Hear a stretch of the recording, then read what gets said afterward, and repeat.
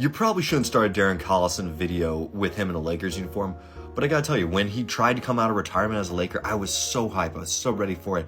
I thought he was gonna be like a missing piece that could help the team compete. Because throughout his career, he's a competent point guard. Just everywhere he goes, he can play the one, he can play the two. He's gonna give you about 40% three-point shooting, maybe like 13 points and 5 or 6 assists. If he's your starting point guard, you're probably a 35 to 45 win team.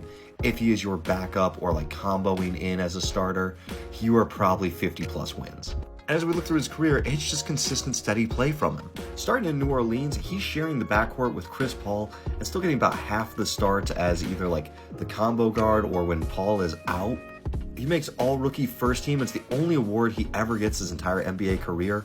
After one season, he gets moved to the Pacers. This is the Danny Granger Pacers, and he's their starting guard for 2 years. Putting up 12 and 5, gets moved from Indiana to Dallas, then signs with the Clippers to reunite with his old buddy Chris Paul. He's primarily a bench player with the Clippers, but he has a few big playoff games, and that team wins 57 regular season games. In the playoffs, game 2 of the first round against the Golden State Warriors, 12 points, 10 assists. In the second round against the young OKC Thunder, 18 points in a game and 7 assists. Like, he could always bring something. It just wasn't going to be like superstar stuff. But then it's time for Collison to spread his wings and try to be the best player he can be. He goes to Sacramento, plays 3 seasons there. The first year, he's got his best points per game of his whole career. The second year, they try to bring him off the bench behind Rajon Rondo. And I'll tell you this, the Kings were better with Collison than they were with Rondo. Sacramento's where he really discovers his three-point shot, ramps it up to 40%.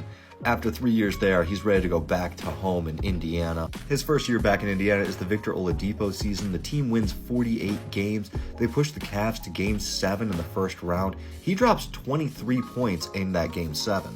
On 9 for 13 shooting, and then the next year when Oladipo gets hurt, the rest of the Pacers kind of bandy around the team and still push. It's not like Collison's numbers jump up, but they also don't take a nosedive without putting Oladipo around.